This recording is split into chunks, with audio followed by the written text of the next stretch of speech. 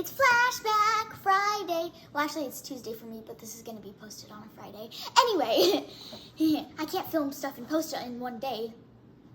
So anyway, today we're going to be doing a movie I almost said movie rev again. A movie review on Son of Godzilla. This movie is 1 hour and 25 minutes. It was in 1976 or 67, not 76, sorry. And it's rated PG. So this movie, Son of Godzilla, is from the very first magazine. Yes, it's like the very, very first magazine. 25 years of Godzilla, and generally the magazine cover looks like this. And but this isn't actually a magazine. This is actually a Fangoria pin holder. Right? But you know what you can get on the website?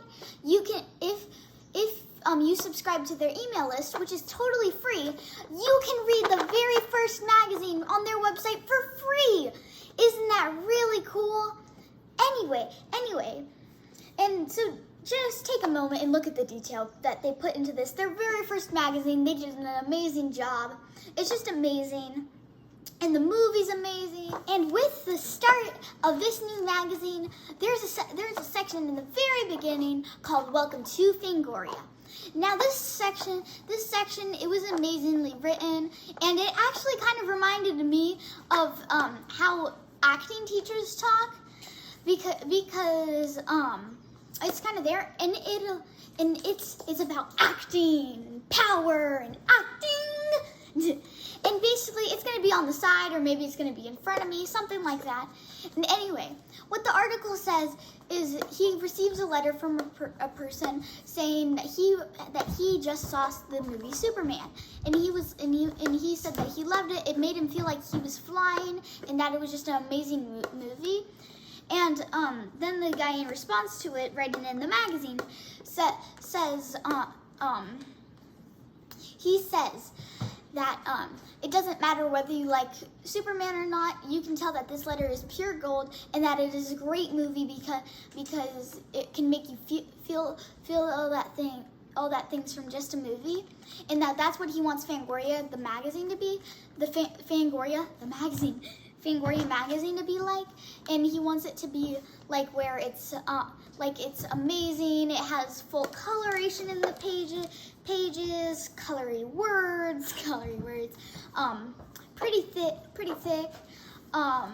and it to be a time and quality magazine, and that it's not just some goofy monster magazine. And it's a serious magazine that's gonna have news on horror, the newest horror flicks, the best horror flicks, horror story. It also was a sci-fi magazine back then. That's probably why they're showing Son of Godzilla. That's not really a horror. This movie was actually a comedy. It was a great comedy, and it was hilarious. But anyway, it actually wasn't until issue 7 that they started doing all horror. And now going on to the movie, it's an island. And basically, they're trying to figure out how to control the weather until they run into some giant mantises. Now that they've ran into the giant manti, they realize once they try and freeze the weather and then try and unfreeze it, the manti become enormous. And in the English dub version, they are giganti. I could not figure out how to turn it to not English dub, but I feel like watching it in English dub made it all the more funny because they talked really silly, and it was kind of choppy and not really into it.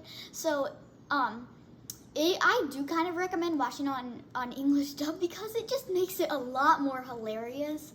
Because so they're called gigantis, and something with a K, like kumantai or kamaintai, something with a K in Japanese, and basically then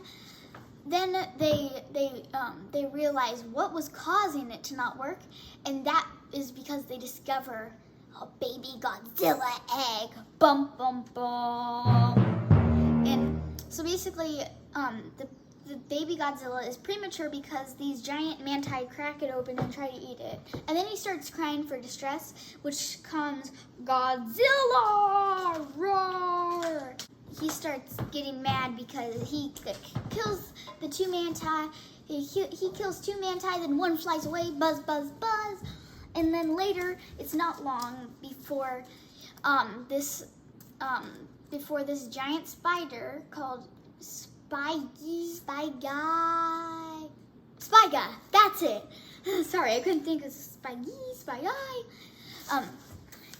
Anyway, so then there's this giant spider and it's called a Spyga, and it's like roar, and then its webs can only be melted by the heat.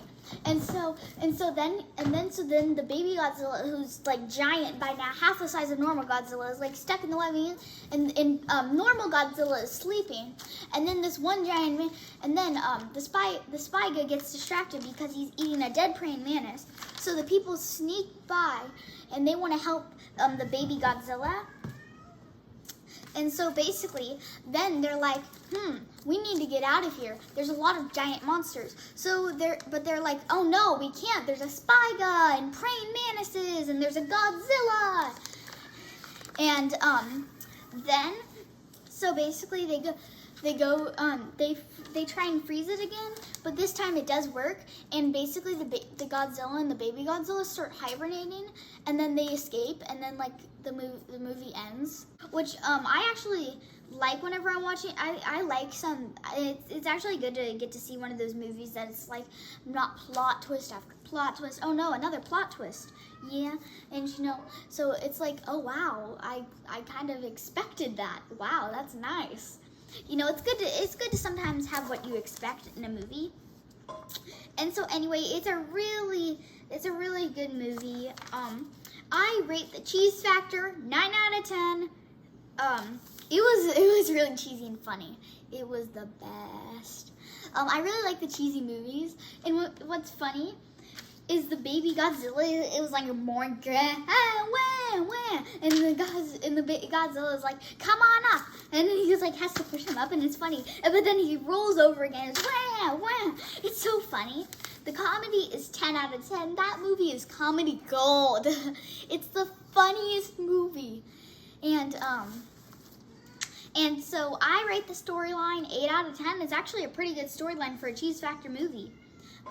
It's really, really funny. And the presentation is 7 out of 10. It's pretty good. It's really good presentation. And my rating, I never ended up rating it, so I'm gonna have to calculate this in front of you guys, because whenever I was writing it down, I forgot to calculate it. Ow.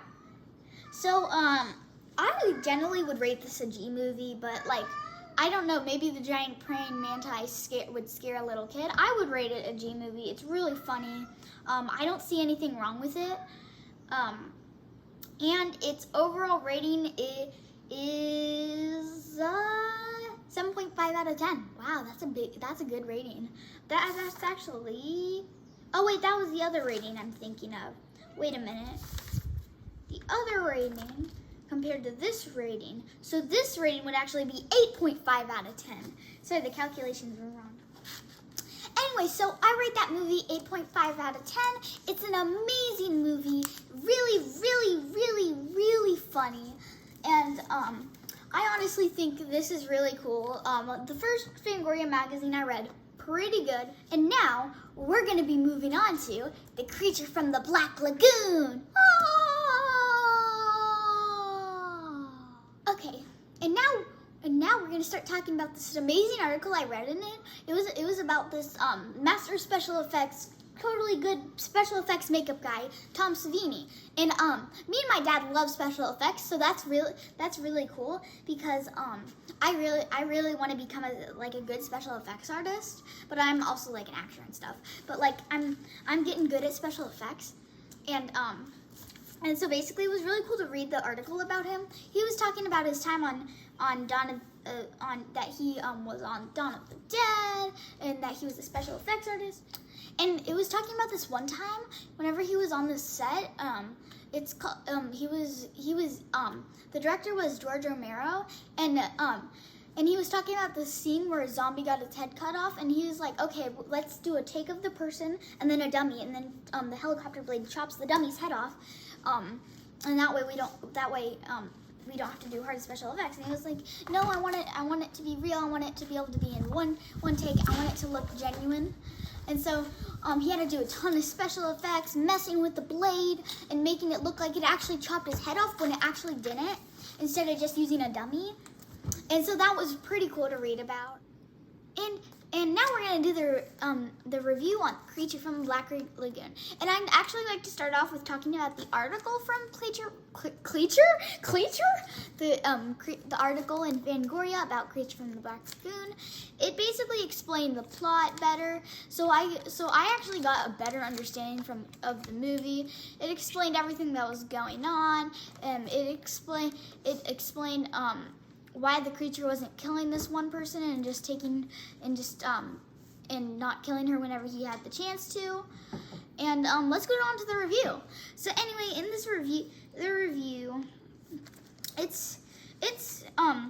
starts with a bunch of scientists, and they find a skeleton hand with webbed things. You know the webbed things that the creature has, webbed fingers.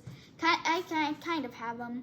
Some people actually do have them, but it's like you can kind of see how creatures with webbed things evolved into humans or something like that, because humans kind of have them. I know I've seen some people on the internet that have done like prosthetics that look like they have it, and it looks so real, like, but not like with things. It just looks like they have webbed hands. It's really cool looking.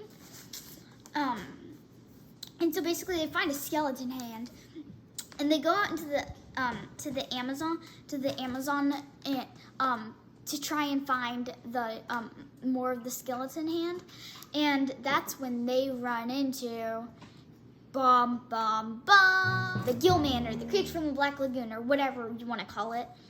And it matches a skeleton, so it's another species. It's another one of that species, however you want to say species, or however you say that. Let me just say, there's a lot of alligators.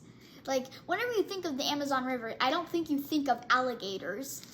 I mean, you might think of alligators, because whenever I think of like jungly swamp, I think alligators or crocodiles or whatever they are. Because I always get mixed up between alligators and crocodiles. Like, what is the difference between an alligator and a crocodile? Now I know, yes, crocodiles have these teeth showing out and alligators have these teeth showing out, but it's like, I don't think you're going to be able to identify an alligator from a crocodile before it eats you, because like, why would you want to think about that? Actually, I do know how to survive an alligator attack. Whenever an alligator tries tearing off your arm, it's gonna roll and try and tear off the arm. What you want to do is roll with it so you don't lose an arm, because the rolling technique, it just tears off the arm. And so if you want to keep your arm during a crocodile attack or an alligator attack or whatever it is, you want to roll with it whenever it starts to roll. So just be prepared that if it grabs onto your arm, it's gonna start rolling. Just some nice advice. And anyway, then some people get in the water, and they're looking for the skeleton, and then they find some samples that they need to test for the skeleton. And basically, and then the girl on board is like, oh my goodness, you get to be in the waters. I wish I could be in the waters. And then she takes her clothes off, and miraculously a swimsuit is under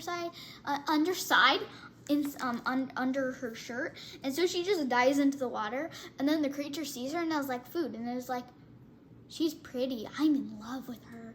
But like, that doesn't really make sense, because why would a gill man be in love with a human,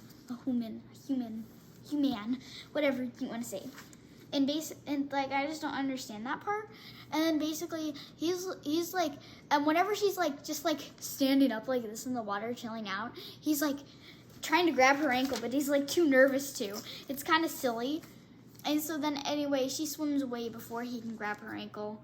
And basically then they see the gill person swimming, and they realize, oh no, the gill person almost got him. So they shoot with the spear thing, and then the gill, that makes the gill man angry. So basically the gill man gets back on board, and basically the gill man is the creature, if you didn't realize. So the gill man is just like rawr, rawr, gets on board, and then they realize, and he tries stealing the girl, and then they shoot flames at him, rawr, and he's like, I'm on fire, jumps in the ocean, and then later the creature manages. They manage to capture the creature after a little bit, and then the creature's trapped, and it's like, oh no, I'm trapped. And then whenever the girl and this guy, and this guy is flirting with the girl, and basically I feel like I'm talking too fast. And basically whenever the guy starts flirting with the girl, then the creature is breaking out, and he's like, roar, and then he grabs the girl, and then he takes the girl underwater with him, and then the girl is underwater, and I may be getting this order of events wrong. I don't know. It's been a day since I've seen it. Basically, that's all I'm gonna say, because if you haven't seen the ending, you need to see the ending. I'm not gonna tell you guys. I rate the scariness 4 out of 10. I mean, if it was the 50s, I would probably rate it terrifying, but it wasn't really that scary because it's an old movie and some stuff isn't really scary nowadays. And I rate the plot 8 out of 10. It was a pretty good plot. The gore is 7 out of 10. I mean, so I rated the gore 7 out of 10. The gore looked pretty on point, basically. But I couldn't tell the color of it and how it looked because it was black and white movie, so that's why I rated it 7 out of 10. The sadness is 8 out of 10. It's a pretty sad story. And my rating for this is 7.3 out of 10. It's a pretty good rating. The reason it's not 7.5 out of 10 like it should be, or higher, is because the scariness is 4 out of 10. If I could rate this lower, I would rate it PG-10, must be with parents in the theaters under 10 to watch it or something, because it's not really necessarily too scary. Yeah, that's what I rate this thing.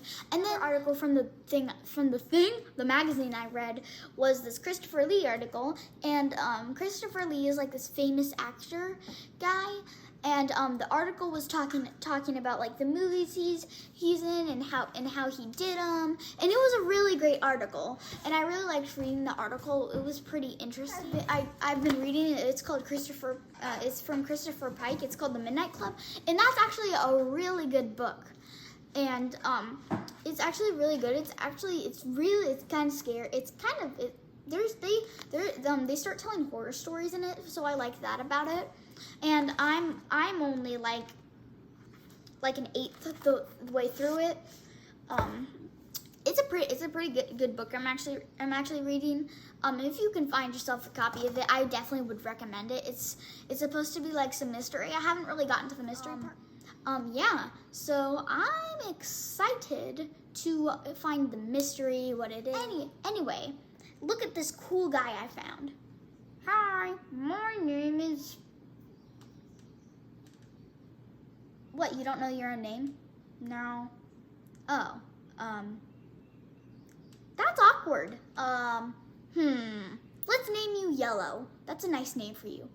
Hi, my name is Yellow. Yeah, that does do a ring thing. A ring thing?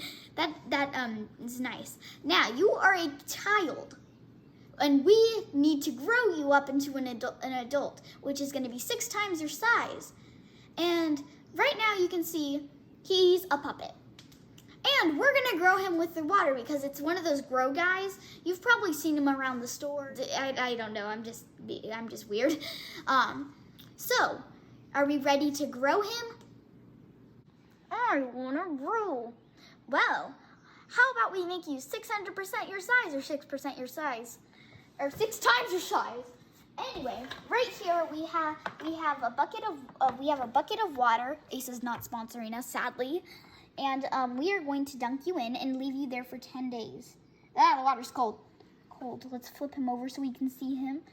Oh my goodness, it looks like he's growing already. He looks bigger. Is he bigger already? I feel like he is, guys. I don't know. He looks bigger. Oh my goodness, he looks weird because he has like bubbles under his eyebrows and now he's like bubbles on his surface. I guess that was Flashback Friday. And I guess I'll see you on Monday. But what we're going to be doing for the next Flashback Friday is we're going to be reading the magazine issue 6. And it's going to be Little Shop of Horrors. Little Shop of Horrors. I don't remember how the theme song goes. I haven't seen that movie in like a year or two. Oh my goodness, it's been so long. Wow, I really like that movie, so I guess you're gonna hear some great stuff about that movie. So anyway, I guess I'll see you guys on Monday. Bye.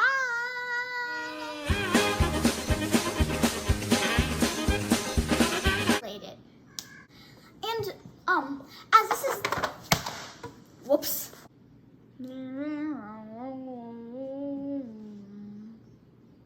The article from Cleacher? Bum, bum, bum. So it's another species. It's another one of that species. Well, actually, it's Tuesday for me, but this is going to be posted on a Friday. Anyway, that was unnecessarily long. Spiky. We're going to be doing a movie I almost said movie rev again. Tom Favini. Spy guy. That's it. We're acting giant mantises. Praying mantis, whatever. Sorry, I couldn't think of spy guy. Anyway, kitty, quiet. Oh, action.